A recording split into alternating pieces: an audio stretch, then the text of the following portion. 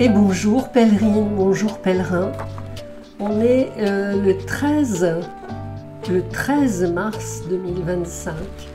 Il y a un mois, j'étais à Lourdes en compagnie de ma pèlerine amie. Donc j'ai mis un certain temps pour faire cette vidéo. Pourquoi? Déjà parce qu'il m'a fallu le temps de revenir à un quotidien avec davantage de matérialité et puis aussi me reposer parce que ça a été physiquement un voyage assez dense.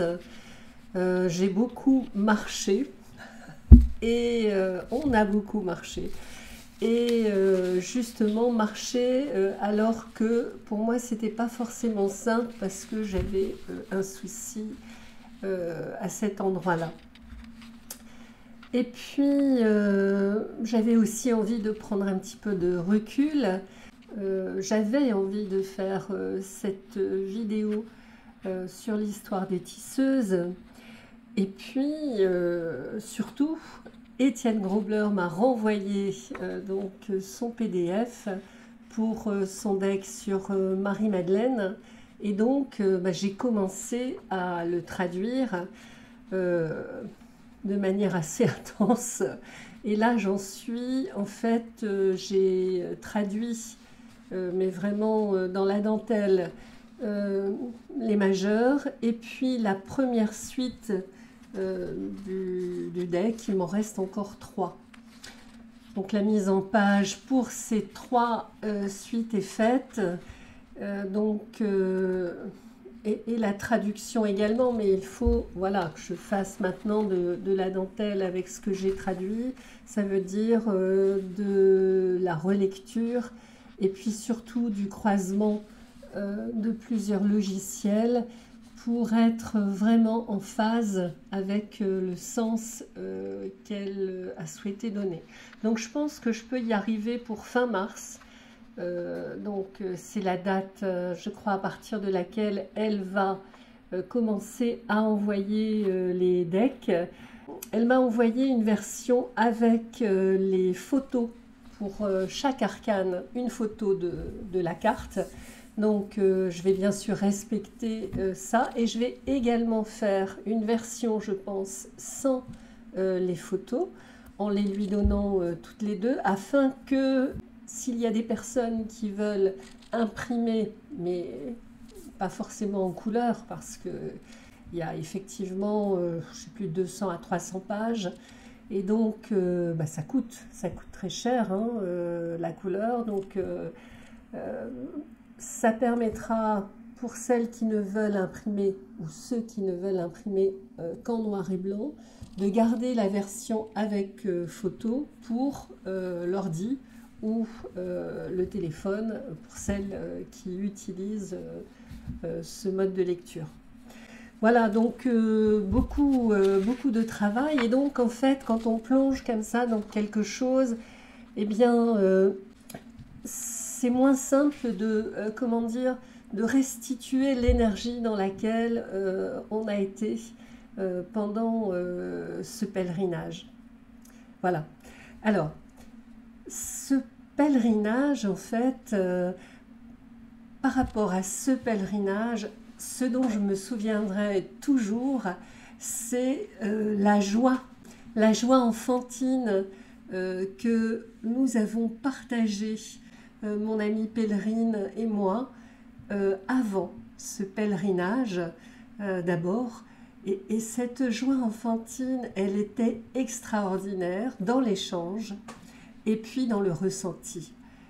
C'était vraiment quelque chose de joli et qui est profondément ancré en moi. Et pour ça, je remercie Sonia d'avoir pu vivre ça avec elle. Ensuite, donc, ce pèlerinage, c'est un mouvement qui a commencé longtemps avant. Pour moi, c'est une démarche proactive de guérison. Pour d'autres, ça va être autre chose. Donc moi, je ne peux parler que de mon expérience. On peut aller à Lourdes uniquement pour visiter un lieu inconnu, admirer vraiment les œuvres qui se trouvent dans ce magnifique sanctuaire. Je parlais notamment de la basilique du Rosaire et bien évidemment de la grotte. Voilà, on peut y aller dans une démarche religieuse, j'allais dire plutôt catholique, ce qui n'est pas mon cas. Mon amie, elle était plus dans une connaissance et une adoration dans le dogme, pas moi.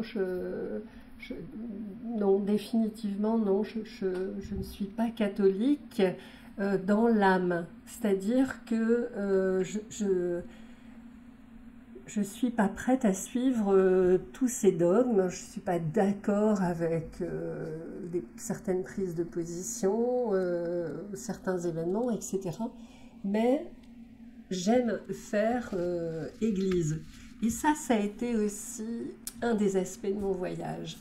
Donc je disais que ce voyage, qu'est-ce que ça a représenté finalement pour moi ? Une aventure relationnelle, une rencontre, voilà, une rencontre d'abord avec cette pèlerine, ensuite une aventure collective pour moi. Je l'ai vécu comme ça. J'ai été vraiment traversée, voilà, j'ai été vraiment traversée par être ensemble, voilà, être ensemble dans ce lieu sacré de foi et être à la même hauteur, devant Marie et puis pour moi devant Bernadette. C'est vrai que moi j'allais à Lourdes autant pour rencontrer Marie que Bernadette. Pour moi, Bernadette, c'est une petite fille pauvre qui a trouvé la lumière dans une petite Marie. Et je trouve, ça résonne en moi d'une manière comme un gong. Voilà, c'est vraiment quelque chose d'important et un fil directeur à mes yeux. Vraiment, cette petite Bernadette, quand je passais devant sa statue qui se trouvait de l'autre côté du Gave, qui est le ruisseau, la rivière, c'est plutôt une rivière qu'un ruisseau qui passe dans le sanctuaire. Vraiment, je la saluais, elle était aussi importante pour moi. C'était ma manière de le vivre.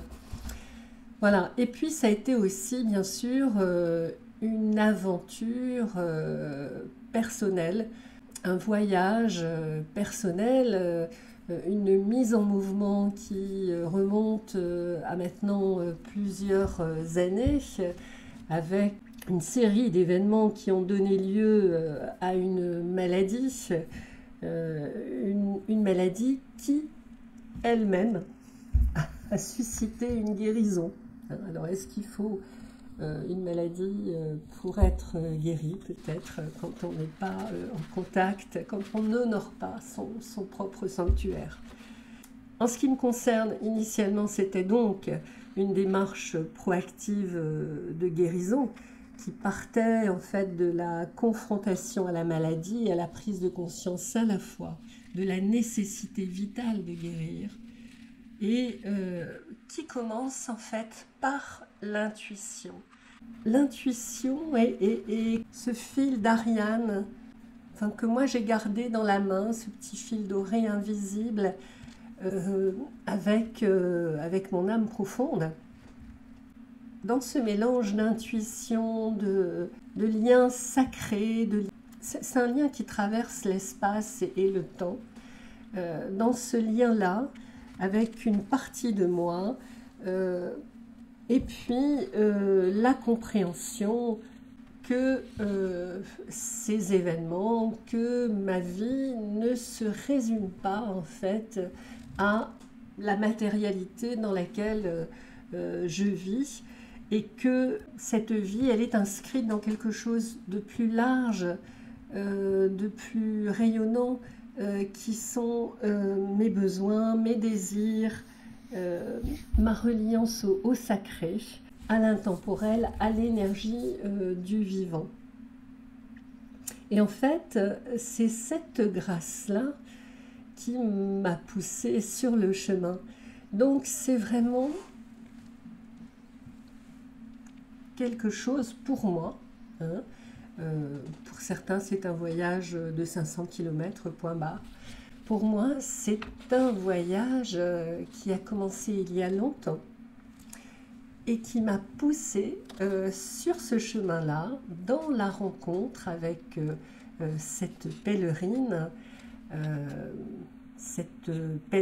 amie, amie dans le sens rencontre d'âme d'abord, et qui nous a poussés et qui nous a emmenés en train jusqu'à Lourdes.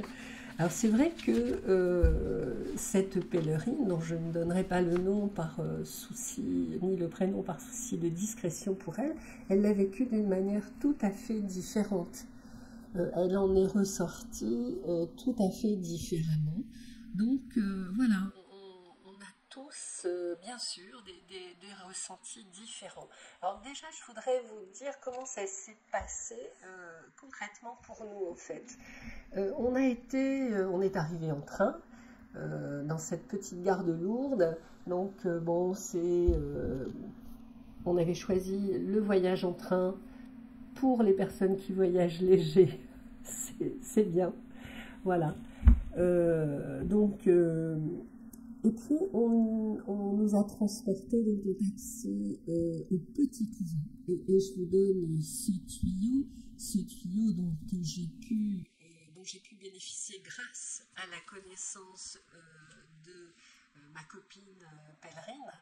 Le petit couvent, donc c'est un lieu qui se trouve en contact avec le sanctuaire. C'est un lieu qui est tenu par des laïcs et des sœurs, notamment la sœur, la directrice qui est sœur Marie-Noël, je crois, qui est une dame âgée, qui physiquement a des soucis de santé importants, mais qui a une vitalité. Vraiment, elle restera rattachée au souvenir de Lourdes.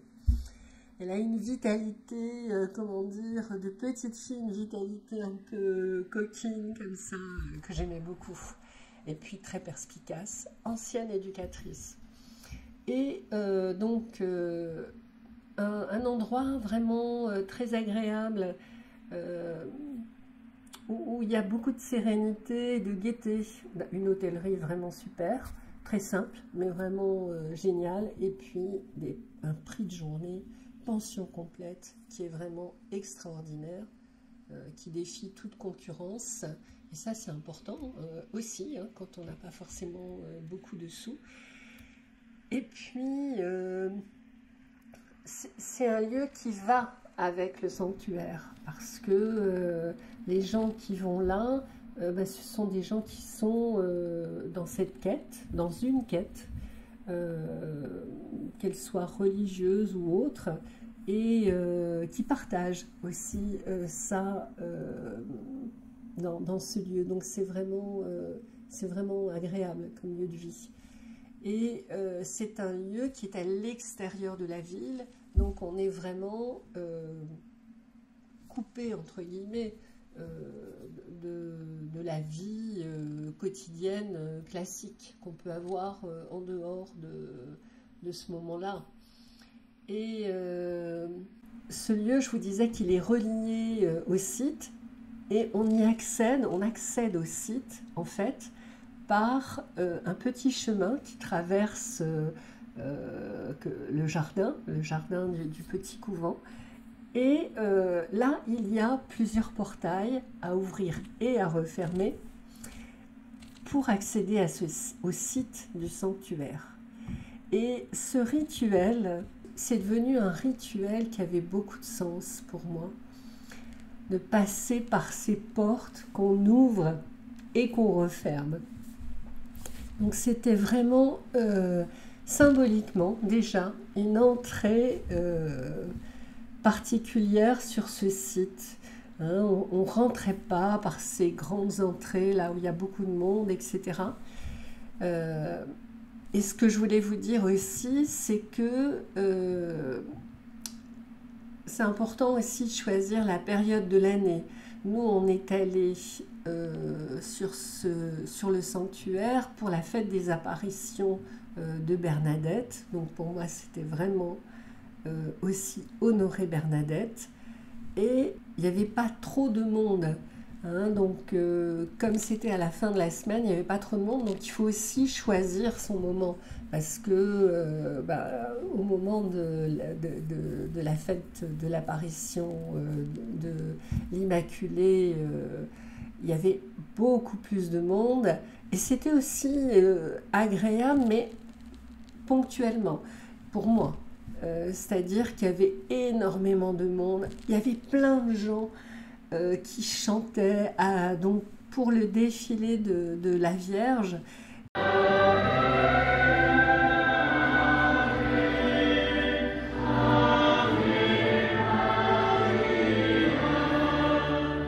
Les gens étaient en procession, il y avait les bannières de tous les pays, il y avait plein de gens de plein de pays. Moi j'adore ça, je trouvais ça magnifique et qui chantaient parfois donc sur l'invitation dans l'invitation du chant qui levaient les bras au ciel et vraiment avec leurs bougies, qu'est-ce que c'était joli, qu'est-ce que c'était beau. J'en ai encore les larmes aux yeux, excusez-moi. Bon, vous voyez que c'est vraiment très lié émotionnellement, je suis désolée. Et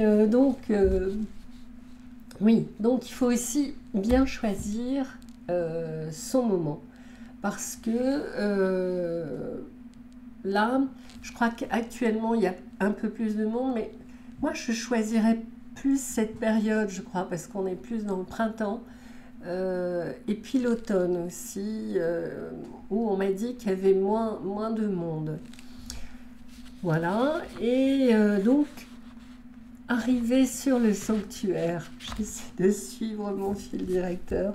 Donc, arrivé sur le sanctuaire par ces portails, et là aussi, magnifique. C'était à la fois un chemin qui était un peu difficile pour moi parce que voilà, j'avais ces soucis au niveau de la marche, donc j'avais vraiment besoin de mes bâtons de marche. Donc voilà, c'était aussi très symbolique.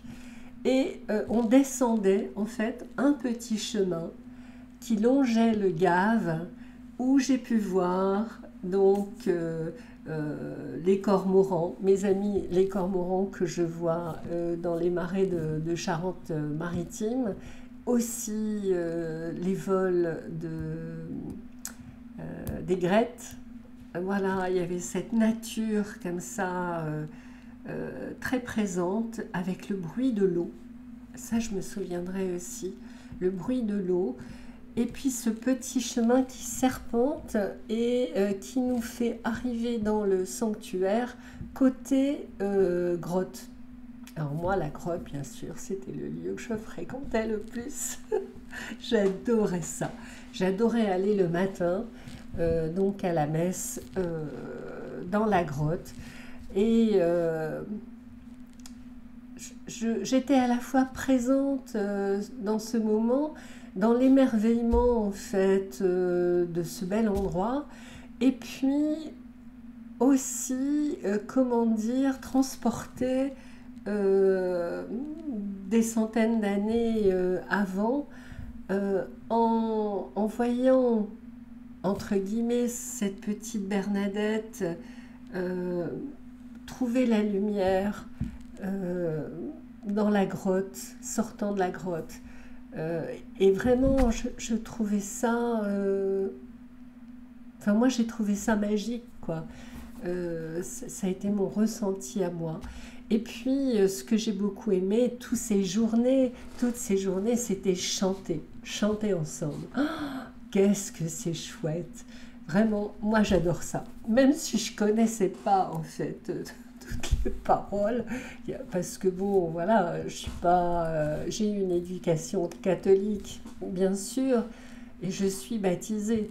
Mais je fréquente pas les églises, donc je suis pas. J'ai été au catéchisme, mais je me souviens plus.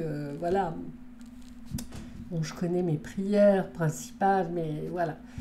Et même réciter la prière ensemble, qu'est-ce que c'est joli, quoi. Moi, j'adore ça. Et donc, voilà, on atterrit dans ce, comment dire, on entre dans ce sanctuaire au niveau de la grotte. Alors avant, il y a le bâtiment pour le geste de l'eau, qui est un rituel pour se laver euh, euh, avec l'eau de la source qu'a trouvée Bernadette. Donc c'est ce que j'ai fait. Moi j'ai fait le geste de l'eau et je me suis lavé le cœur. Et c'est ce que je suis venue faire en fait à Lourdes. Et l'eau a été quelque chose de très très présent pour moi. L'eau du Gave, le geste de l'eau, boire l'eau de la source. Alors bon, quand il y a du monde, il y a des files incroyables pour aller chercher cette eau qui est considérée comme sacrée. En tout cas, j'ai beaucoup bu, donc j'ai bu à la source. J'ai bu à la source tous les jours et avec le pouvoir de l'intention et la conscience de ce que je venais trouver, de ce que je venais chercher avant de me trouver à Lourdes, eh bien, j'ai ressenti ce lieu aussi comme étant un lieu de transformation. Et donc, le bâtiment pour le geste de l'eau, la grotte, devant laquelle, de l'autre côté du Gave, il y a la statue de Bernadette, priant. Et moi j'aime bien parce qu'elle est à l'extérieur, enfin elle est dans le sanctuaire mais elle est à distance. Et elle est là dans l'humilité et je trouve ça, je trouve d'abord que ça lui ressemble bien et j'aime beaucoup. Voilà. Et de l'autre côté, donc du Gave, il y a cette chapelle avec toutes ces bougies. Le soir, aller descendre ce chemin le soir et voir toutes ces bougies, c'est, enfin, moi ça m'émerveille. Il y a là tellement d'humanité dans ces flammes. C'est tellement beau. Et il paraît donc qu'il y a une réserve de bougies là actuellement jusqu'à l'été, parce que tellement de gens ont payé pour, comment dire, qu'une bougie soit allumée, que voilà, il y a une réserve incroyable. Et il y a donc, je ne sais plus, 3 ou 4 arches avec énormément de bougies. Et on arrive donc dans le cœur, au cœur du sanctuaire, entre guillemets, où quand on regarde, on arrive par l'autre porte, on voit comme ça cette magnifique couronne qui surplombe. Alors moi, ce que j'ai particulièrement aimé, ce sont les mosaïques de type byzantin, à la fois très très lumineuses, dans un style où il y avait beaucoup de modernité, je trouve. Et puis ces tableaux, donc des mystères, des différents mystères dans cette église magnifique. Il y a tellement de choses à voir, c'est grandiose quoi, c'est vraiment grandiose.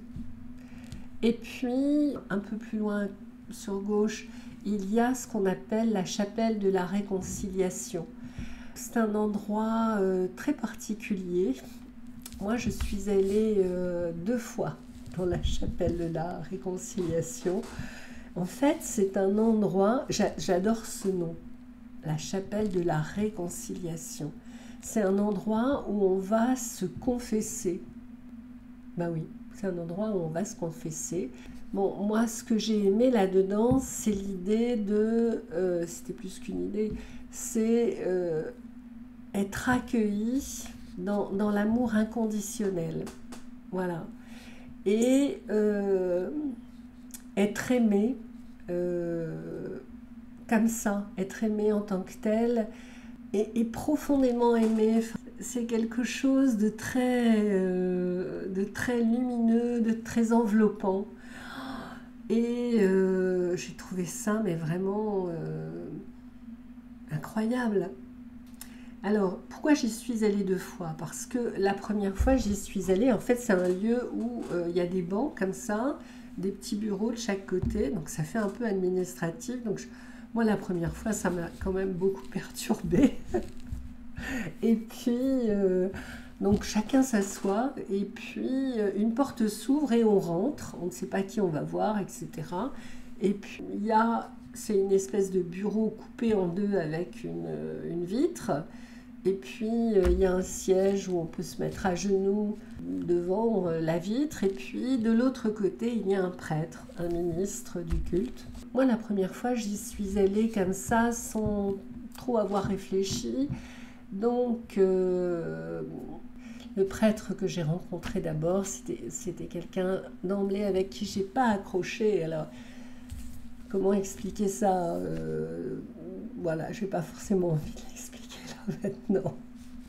Mais bon, ça n'a pas tilté, quoi.